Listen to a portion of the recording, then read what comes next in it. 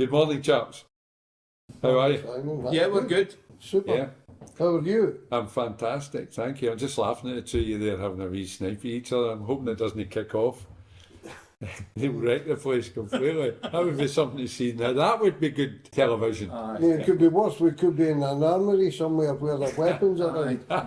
So thinking for the was no that. That kind of thing, yeah. I think maybe at the end we'll give you a sword each and let you get on with it, and it will certainly go viral, that's for sure.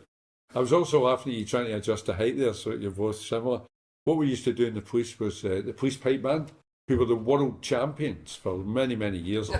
They all had their hats, their piping hats on, the big tall hats, and every hat was designed specifically for the cop, so that when they marched out playing, they were all exactly the same height. That good? Same as the household cavalry with the Busbies. Right. That's maybe why they were world champions, because they looked the part. It's half the battle, isn't it? It is a big part of it. Presentation. Yep. And I can see that you two have put a lot of thought into that this morning before we arrived here at Bobby's wonderful home. Bobby, can I start with you, please? Because last time we were talking about PTSD, and this is a follow-up to that. Yes. Bobby Preston, strength coach, global strength coach, really, with your contacts, Bobby, that I'm well aware of all over the world. Yeah. We had a very interesting chat the last time about this programme that you've put together over 40, 50 years, and that John is now a big part of, and that both of you are offering here for different organisations and people. And you told us that somebody is suffering from mental health issues. I know we called this PTSD, but that really is a broad church, Yes. PTSD. So it's mental health issues, addictions, all kinds of things, John, that you've got expertise in, or other problems, mainly caused by trauma. Yes. And by trauma, it's things that happen to all of us, but how we deal with them. That's what really the difference is, and how you guys have put this programme together to help people, regardless of what the trauma is or what the problem is, mainly depending on their attitude. Generally, people who struggle to deal with it, as opposed to people who tend to be able to cope with these things. Right. And some people look as though they're coping, and years later it comes up behind them. Yes. And bites them. Yes. We know that's a phenomenon, because we're all good. Men especially, apparently, are good at putting a face on it. So they emerge over a period of time out the other side through your programme with a renewed outlook. Yes. They've got new physical attributes, obviously, because Yes. this is a physical course that you're going to put them through. And maybe physical attributes that they never envisaged they would ever have, because they're going to work hard That's a fact, throughout yeah. this. I would suggest that, yes. Like John apparently was a wimp, a wee wimp when he came into this course 5 years ago. Look at him now. You're stretching a point there, but I get your drift. And knowledge and techniques, and this is the important part for them, that they learn throughout the course that will help them move forward with their lives and have some control. Learn a great deal more about themselves mentally and physically. Okay, so tell us about this programme then. We never had time last time to get into some of the detail about the programme.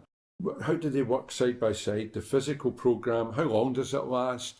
How often every day? Are they at it every day and every night? How does it work, Bobby? We would operate training sessions 3 times a week. Okay. The in-between days are recovery days, which are necessary in order to reconstruct the muscle tissue that's broken down during the training sessions.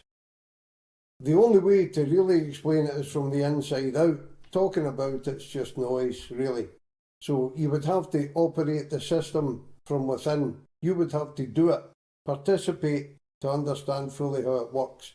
But the basis of it is individual exercises designed for each person, and which takes them almost to the limit and just stops this side of the red line of their maximum capability with various exercises.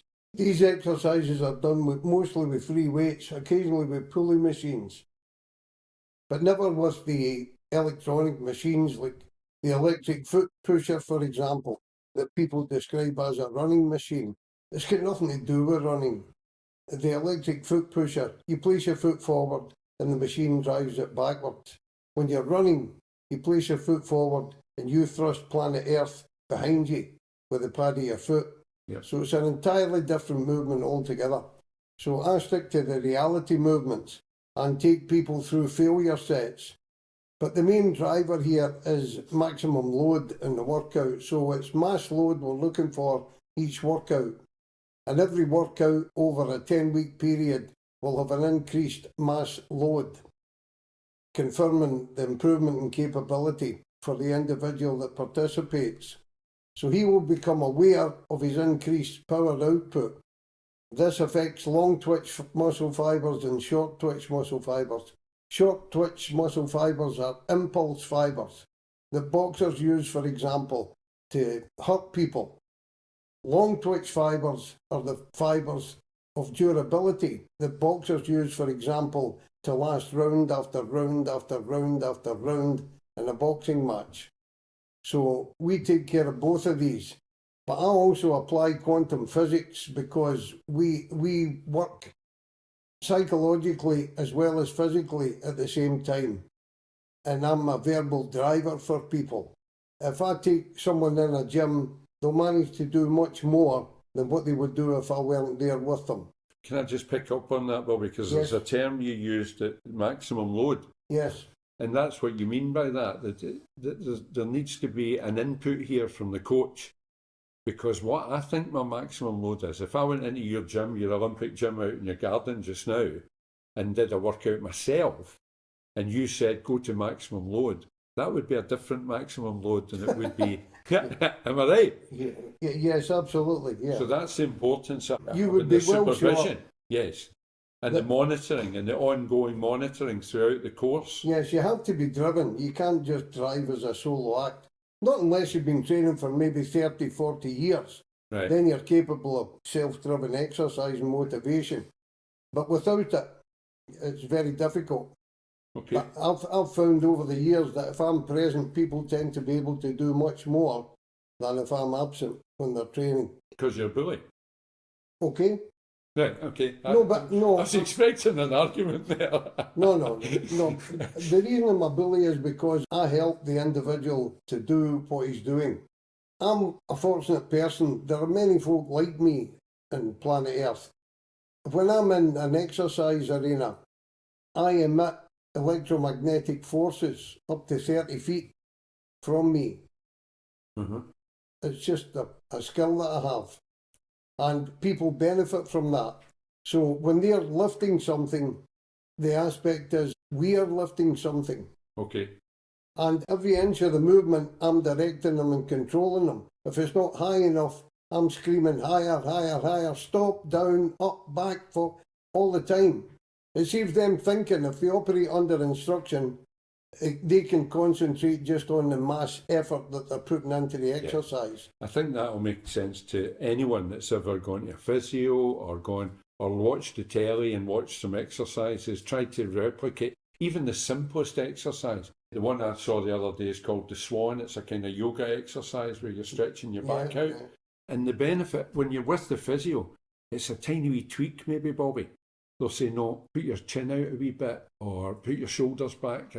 It's that posture of the exercise is so important to get it right and get the benefits from it. Yes, but this is way beyond physiotherapy. The idea of a physio is to get your mobility back whenever you've had an operation or restrictions in a limb due to some ailment or other. This is way, way beyond that. I've trained over 100 world-class athletes here and all over the world. And I've trained 15 world's strongest men title winners. So I really know what I'm doing. Yeah.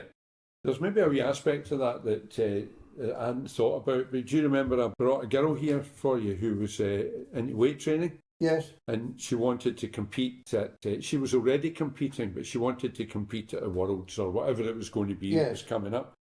And she's a friend of our family, so I brought her to your old house, actually it was, to talk to you about our intentions. Yes. And you, as honest as always, told her exactly what was going to be required to be the world champion. Yes. Not to compete, to actually be the world champion. And you guaranteed that would happen. Yeah, what she requested. If she put the work in, and she said she was prepared to. And the thing that held her back ultimately at the end of the conversation was, again, being honest with her, you told her there was going to be weight gain involved. Yes. You remember that? Yes. Why is the weight gain involved in doing that? Because it's muscle growth, and muscle's much denser than fat. Right.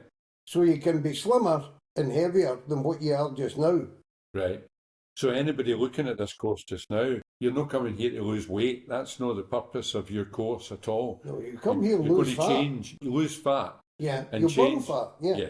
and change that fat Yeah, into. there's a fallacy, you can't turn fat into muscle. It's like oil and water, they just don't transfer one to the other. Okay. But as you exercise more brutally, you burn more fat. Right. So your body feeds off the fatty tissue it's got in order to recover. People build muscle when they're recovering, not when they're training. When they're training, they're breaking down muscle tissue Okay. and filling the muscle with lactic acid. So it's only recovery that gives you strength gains. How important is that recovery, Bobby? Because I dare say there's people out running every day or out doing whatever, going to the gym every day, lifting weights every day, and they think they're doing themselves, they're doing well. Madness. Recovery is not necessary. It's essential. Okay.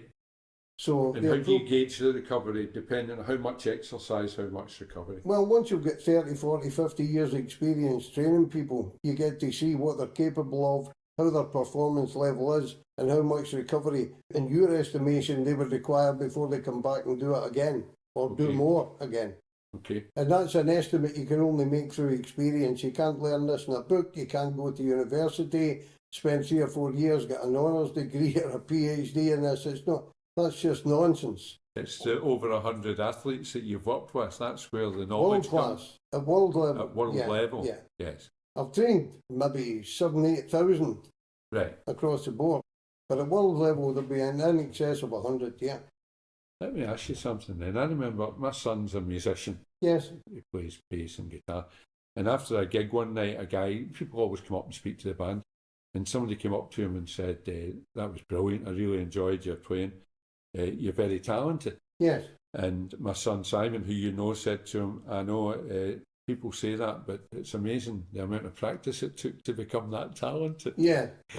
And that's the same here, isn't it? Those world class. The difference between the world class and the other 8,000 or so, other than physical disability or whatever, is just practice. You know what I mean? Yes, but with recovery training, you're only competing with yourself. Right. As long as we can increase the capability of the individual that we're working with, that's all that matters.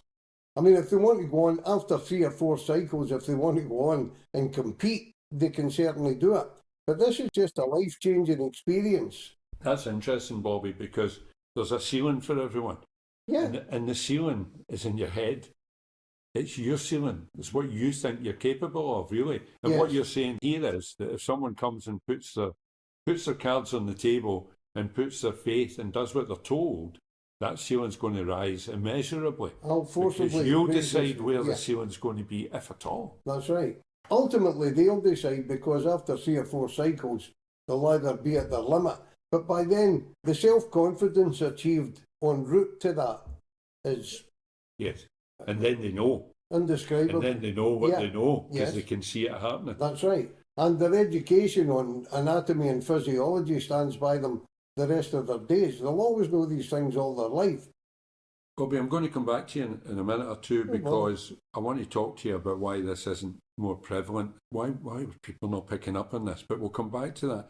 Because there's a word kept coming in there, was recovery. Yeah. And we were talking about recovery of your muscles, recovery of your body, giving your chance, because the work's done and it's a recovery process that builds the body. That recovery your body does naturally. Yes. John, that word recovery is a big word in your world of addiction and problematic drug use, alcohol use, substance misuse, shall we call it.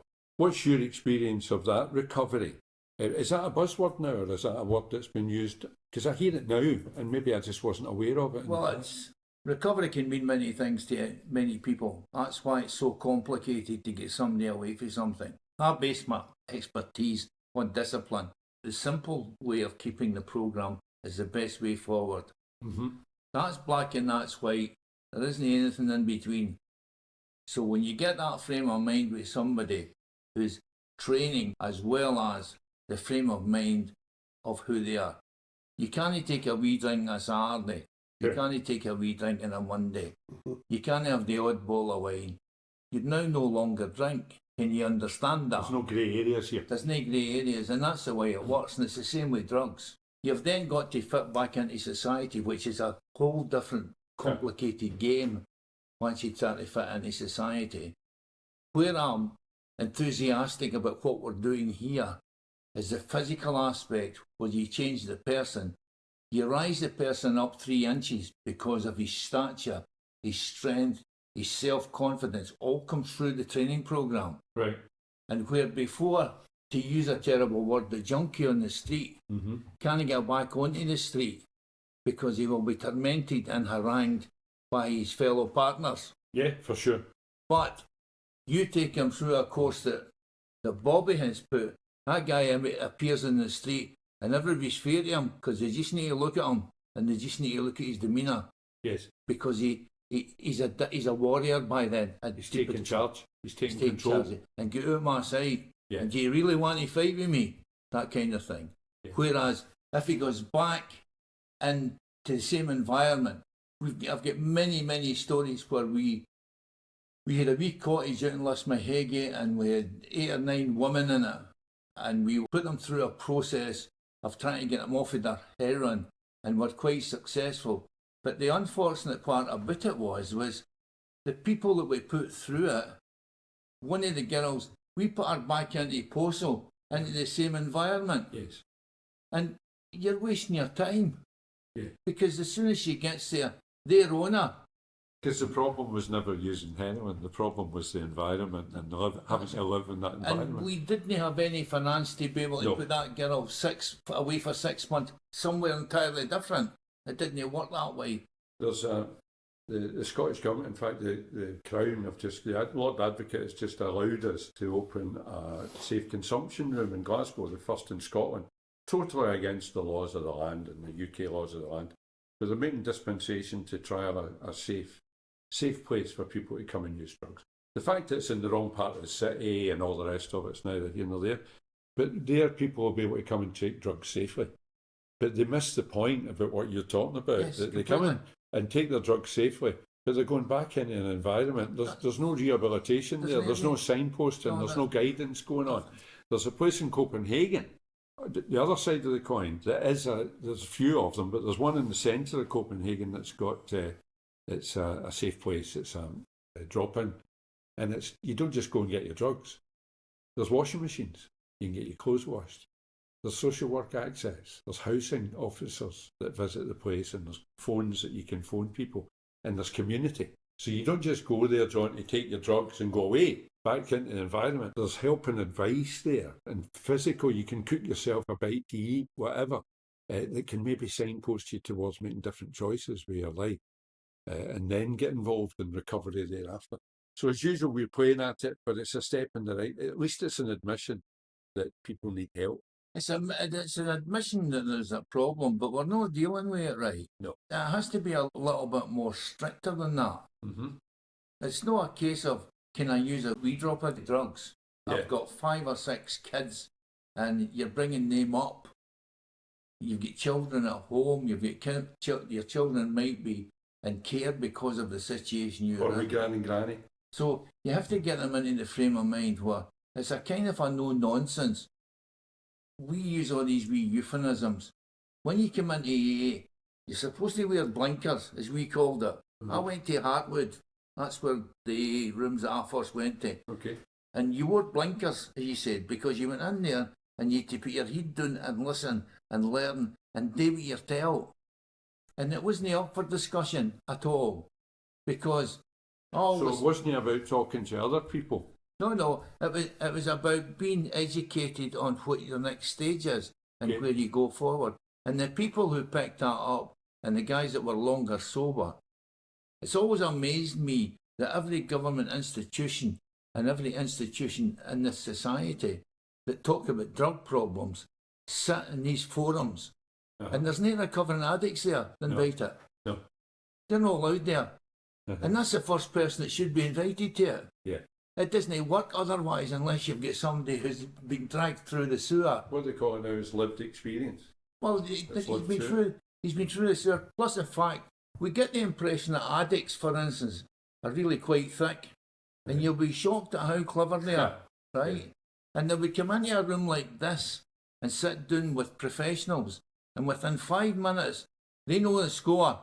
and they know what string to pull, and they know what string not to pull. But if you had a recovering addict sitting at the table, he wouldn't get away with anything because the recovering addict would stop him and say, "Who are you talking to?" Another wee side of that, John, is to live in the streets, to be a heroin addict or whatever it might be, to live in that world of criminality, remember, currently.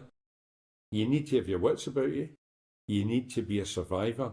You need to be able to read body language. You need to be able to...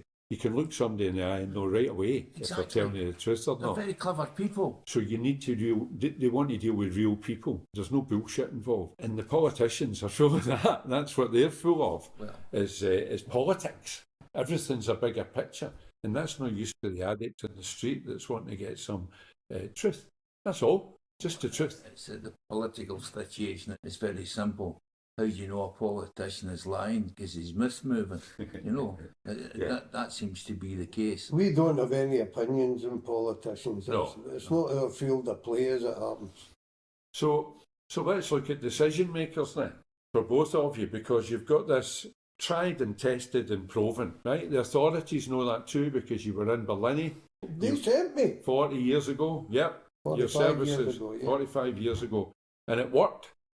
There was evidence there. They don't do these things and spend money on these things without measuring the results of them and knowing the results of what goes on. So it's common knowledge. What we're saying here makes common sense, I would imagine, to everybody that's listening to it. Sure.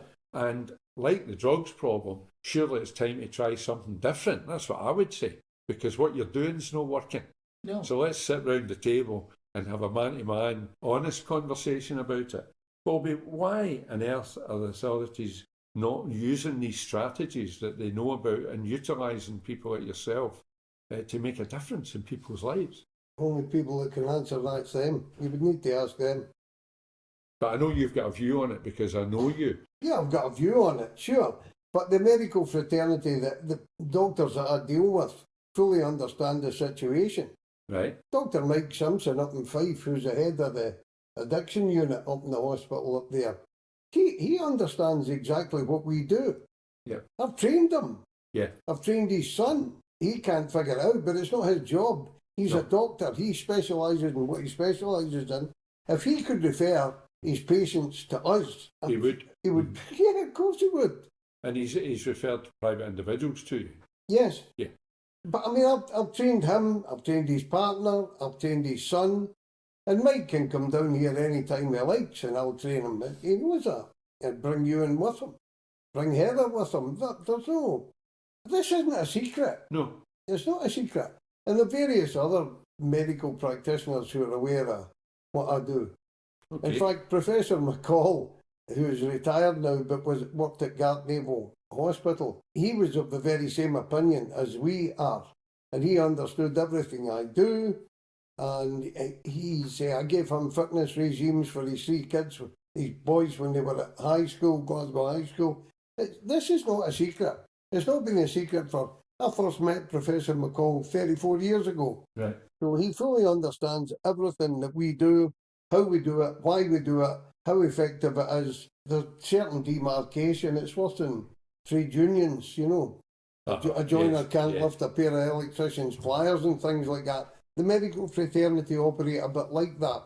And those who do specialise and have a breadth of understanding and common sense can't push the boat out. But I'm hoping this is... I know you've got a big viewing audience of policemen and also retired policemen at all ranks. I'm hoping some of the higher ranking policemen will watch this, listen to this, and I know for an absolute fact they will know people who are suffering from some form of PTSD or other.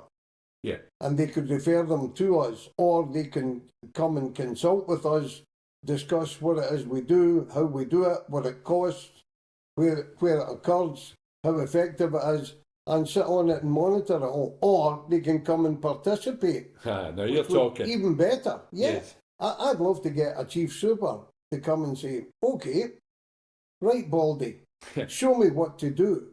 Yeah. Because that would be infinitely better than any I think you get a big audience for that as well. We'll need to film that if you ever do it. I'm happy to be filmed. I don't have anything to hide, and I'm happy to be interrogated. So is John. In fact, I'm talking about all the cops that would want to see a chief Sorry. trooper getting bullied in the gym. Well, police women are in the very same situation as policemen. Mm-hmm. And as I say, Mike Simpson's partner, Heather, she couldn't believe it when she trained here and I coached her because she was operating specifically on her glutes with a deadlift, and we attempted straight leg deadlift. Mike did extended deadlifts with it, and she couldn't believe the depth of understanding that she was picking up from me Right. in the gym training. I'm hoping that senior policemen and senior policewomen will pick up on this and make contact with you or us or get in touch somehow in order that we can discuss this, or even better, participate in it. Yep. And learn how it Well, works Chief from Constable of Police Scotland. there. Yeah, that would get an audience, that's for sure. No, I'm not after the audience, I'm just after the understanding. If more people understood in depth the factual progress that we can encourage and force upon people that are suffering, this would be highlighted a great deal more. But we're not in the advertising business to promote what we do. We do it. We've been doing it for years, decades. The more it would get out, the more it would become. Well, I think there's a challenge there for me to make then. If you're going to make a decision about something, whether it's got value or not, Sure. the best way is to get as much information as you possibly Without can. question. So I think our Chief Constable should at least go through a session, and then she's got all the knowledge that she needs. Well, She could without delegate that question. thereafter. I would There's look no forward age. to it. I mean, I didn't start training until I was 70. Right. She's a Right. lot younger than that, John. No, I know she is, but a lot of people will be put off. Oh, wait a minute, that physical thing's no for me. I'm no built for it. They make 1,000 excuses for no. Yeah. Yes. They have to come and engage with what we're doing, Yes. and to have two people that were putting through the system and one senior policeman Yeah. doing the same Yes. background anonymously, if Yes. necessary. Yes. Right? Yes. He would go back to his people and say, after a 6 or 8 week period, wow, Yeah. wait till I tell you what happens here. And let's not lose sight of who our target audience really are. It's the people who are suffering, whether they're serving, whether they're retired, long retired. So we're going to make sure that the Retired Police Officers Association are aware of this as well, Of course. as well as the Federation. We've got an interview coming up with one of the Federation reps. So yeah, especially the police, because that's what we're talking about here. But this crosses, there's no divides here. This is, and away from the organisations, individuals that see this as well that might be struggling. Maybe, Right, but we we can also operate amongst the military, so it's not confined to the police. But I would like to spread it through the fire service and the medical service, paramedics, for example. Some of them Yeah, go through quite a bit yeah. of trauma, yeah. and nobody ever says okay. Mm-hmm. You know, you're late for work next morning, people are going, oh, you're late. Yeah, because they're frontline. Anyone that's Sure, frontline, yeah. then it's a given. But It's not as if you is it can not avoid it. obvious Something. even to you, Simon? That Even to me, John. Thanks very much. There's nowhere to go. Yes. Somebody who's in a cloud suffering quietly with a career in the police or otherwise have nowhere to go Yeah. but the pub. They get encouraged to an extent to go to the pub when they've had a bad traumatic experience and go and hide like that.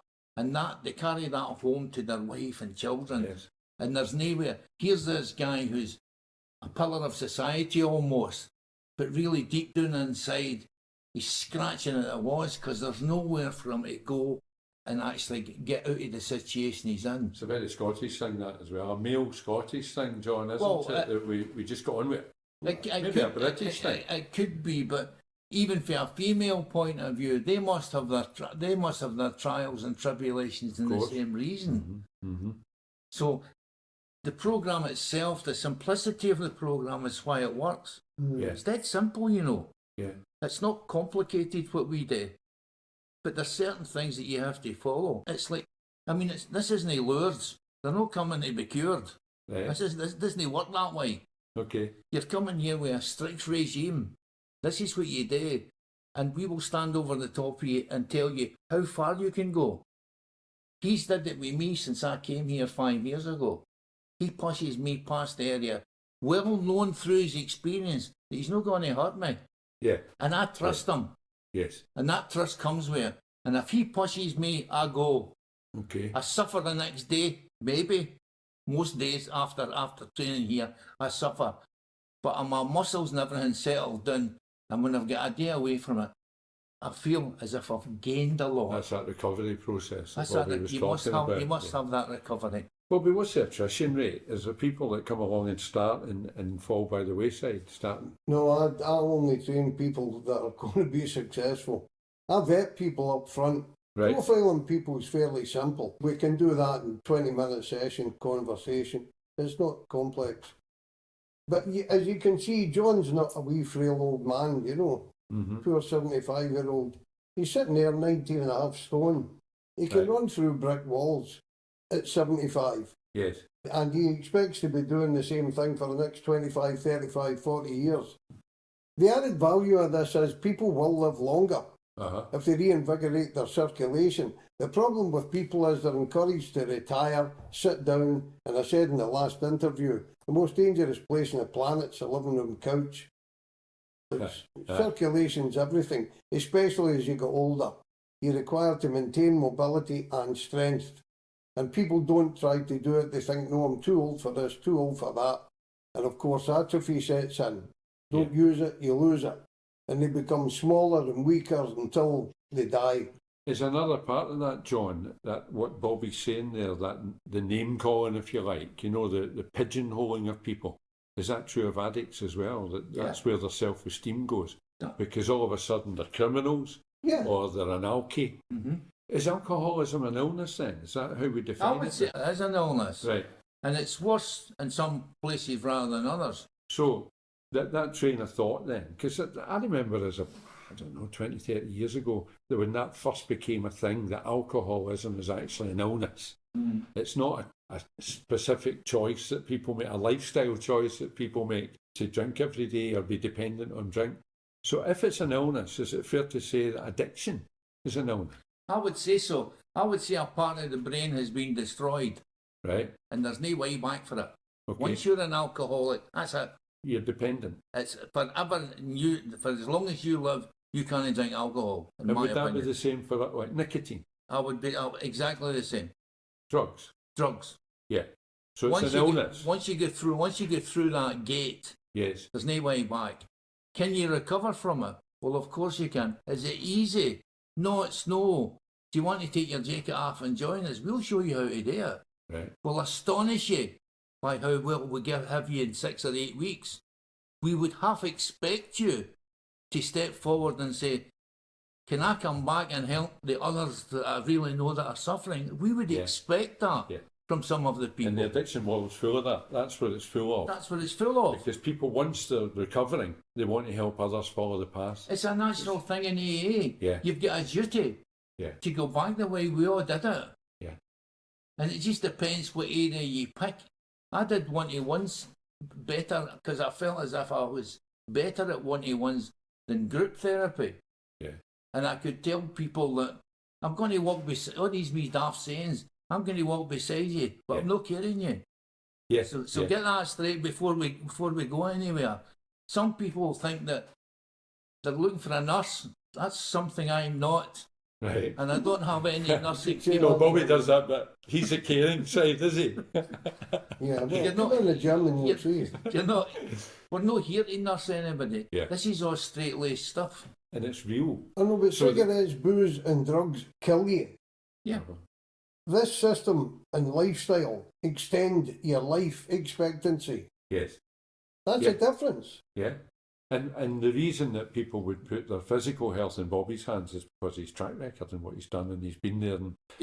And the same with you, John. The reason an addict would relate to you is because you've walked the walk. Yes. You've been there and came across the path. You've laid the tracks and helped other people follow you already. Yeah. So there's a credibility there. And there's people disappeared from my life. We had a surgeon, right? And he was what they call on the knife, right? Yeah. Now he came into AA. Now he couldn't, he had to stay anonymous. Okay. Right? Because would you have been happy getting took to the operating theatre? The guy said, by the way, I'm an AA. You'd be saying, really? Yeah. Even a school teacher. Yes. The school teacher's an AA. And he's teaching your grandways. You're going to put your grandways in the gate. You're a what? You're an alcoholic. You're not getting my way. So they have to be anonymous. Of course. But the reverse side of that is we need extroverts. like me who'll go out and openly shout about what we can do. Yes, yes. Takes all types. It takes all types. Yeah. And the guy who disappears back into society, like that doctor who's still working as a doctor, great. We're not looking for medals or stripes. That doesn't go very well with me anyway. We're not looking for stripes. You've got a duty to put something back. Mm-hmm. I got help when I needed it. Yeah. And it set me on a path 40 years ago. Yeah. It's 40 years ago in May since I had my last drink. So it set me on a path then which I've never deviated from. What I love about this, guys, is that it's real. It's not, you're not sitting here saying we've got a theory that this might happen. Do you know what I mean? It isn't. Or we've done a study, or we've taken evidence from here and there and everywhere, or we've got this agenda to promote. This is how life really is, and this is what will occur. And it's low cost. This is low cost for recovery. Yeah. Yes, yes. It's Which not. costs us a fortune elsewhere. Yeah. One of the problems that you've got is that there's now an industry growing up around recovery and rehabilitation. Yeah. Somebody told me about cancer, that it's a $6 billion business in America. Sure. And you're going to come along and say, hey, I found a cure. You'd soon disappear, wouldn't you? And your cure would disappear with you, because you're not going to interfere with a $6 billion industry that people are making loads We of have dollars it from. here. I've got no slant towards this, but we send. I'm not saying everybody's the same. No. But we send people to psychiatrists. And it's a drip and roast. Mm-hmm. The guy goes that's what we call it, because he goes to a psychiatrist, and the psychiatrist can't tell you how he's going to fix him. He can't tell you the timeline because he doesn't know. And here's this drip and roast. Yes. So the system's paying for him to go to see the psychiatrist. Is some of these psychiatrists ruthless that they're just earning out it and keeping the guy for 4 or 5 years? I don't know. I'm not pointing a finger. I've never known There's no any. incentive to get it done. I've to get never the job seen done. it. I've never met anybody that went to a psychiatrist that came out the other end and says, "I'm brand new now." That's not how it works. It doesn't. Yeah. It's a bit like the methadone project. All we're doing is giving somebody another addiction. How much Yeah. do we spend on that every year in Scotland? 100 million. On the distribution, not on the problem. Yeah. We spent 100 million distributing it. Keeping it going, ticking Keep it over. going. Well, see, this is entirely different. I can put a price on this. $2,500 will fix somebody in a 10-week training cycle. They'll be a completely different person in week 11. Yeah. First a cycle will different make future. massive change altogether. Yeah. Yeah. Different That's it. future, different lifestyle, different physique. Different The outlook. benefits of your family, your kids, what you're going to teach your Oh, kids that's thereafter, right. Yeah. grandkids. All That bit's very important to me, is the wife and the children. Yeah. Yeah. Because we would like them to engage with us at the end of it, to say, here's Tommy here, we've had him for the period that we've had. What's your opinion of him? They'll be overwhelmed Yes. with enthusiasm. Yes. Are you kidding? The changes that's in him.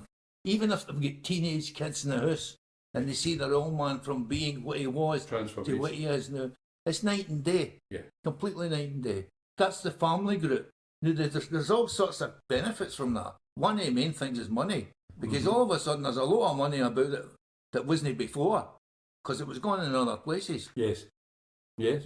Yeah. Listen, we can fix you. Yeah. I don't care how many drugs you take. I don't care how much drink you've got. We can fix you in a very short period of time. Piece of cake. This is not something I'm learning. Talking to Jeff Capes yesterday, who incidentally is an ex-cop. He doesn't suffer from PTSD. Some people remain unaffected. I know why Simon's remained unaffected.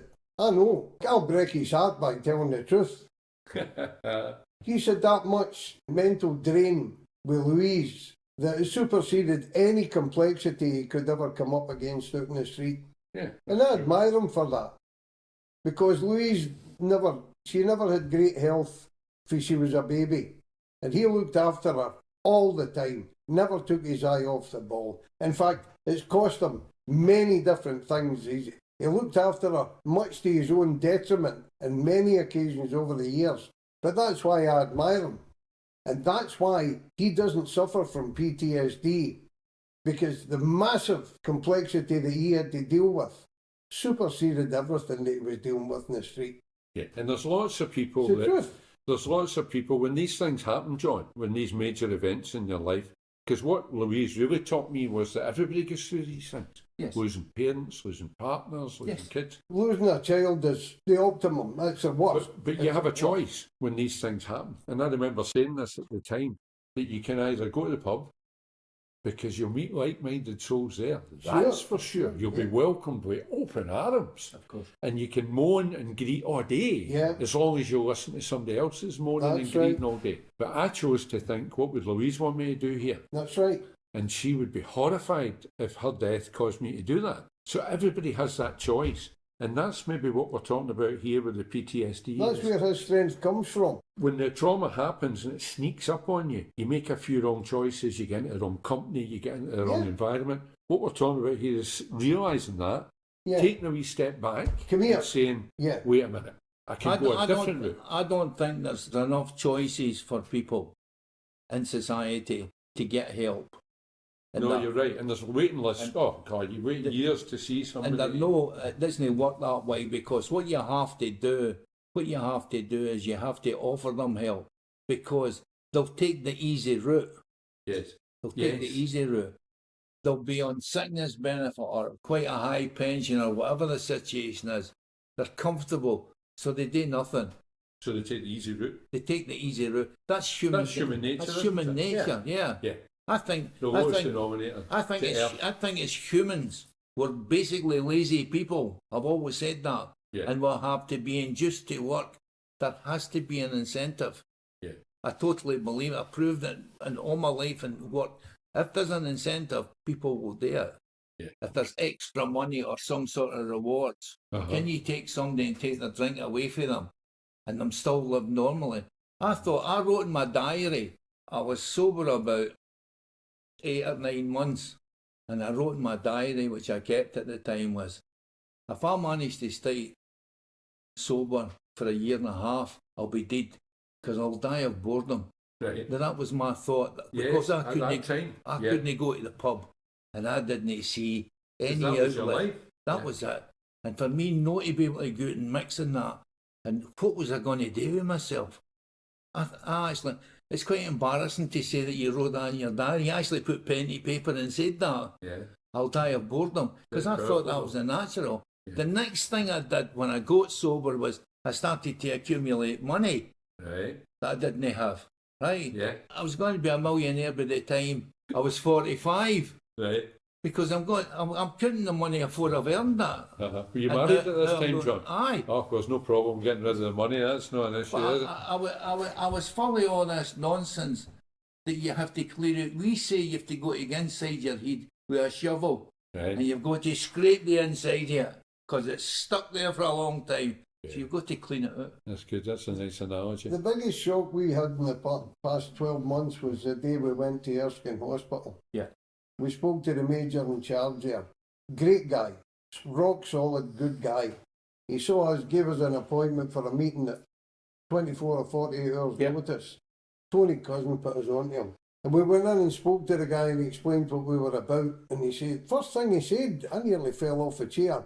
We don't take anything to do with any mental health problems at all here at Erskine. It's a famous veterans hospital. Very much so. Worldwide known. Yep. Erskine Hospital. They don't take anything to do with any mental health problems at all. Is that correct? That's right, I was there. What about the physical side then? Were they interested in... No, just convalescence, that's all. That's it? That's this drip and roast that I keep talking about. Yes. Everybody's getting a good pension and can retire at an easy age and they've got a good salary. And it's don't rock this boat. Don't you come in here with your daft ideas trying to wind us up. It's a $6 billion cancer industry, isn't it? And the war on drugs that we know has decimated communities and continues to ruin lives. There's people doing all right, thank you very much. My mum died with cancer 57 years ago this year, right? And they've been collecting money to help them to find a cure for it for 57 years. Funny, they've not found a cure yet. I find that quite strange.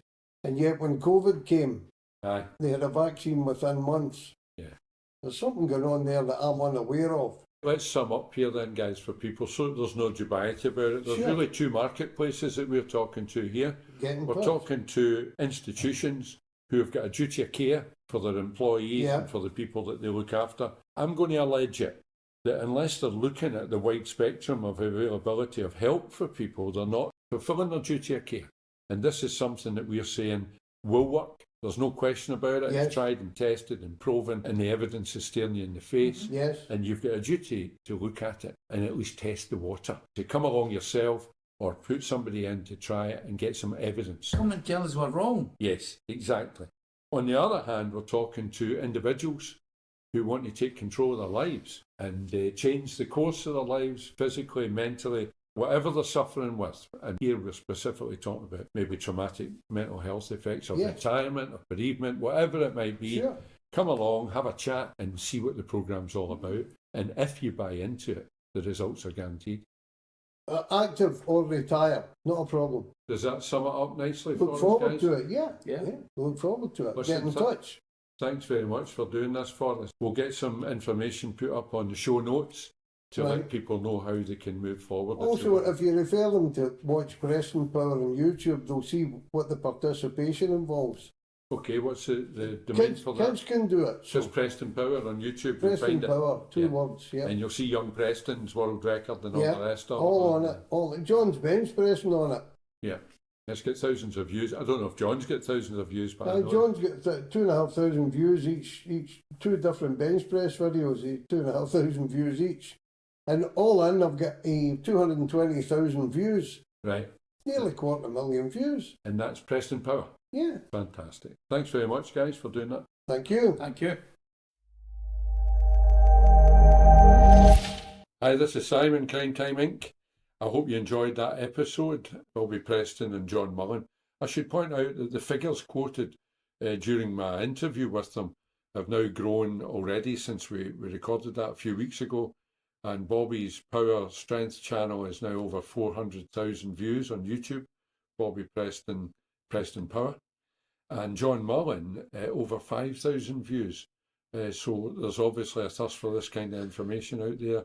And I hope you enjoyed it. If so, or if you've got any issues with it or want to interact with us in any way, please have a look at our website on crimetimeinc.com and be in touch with us.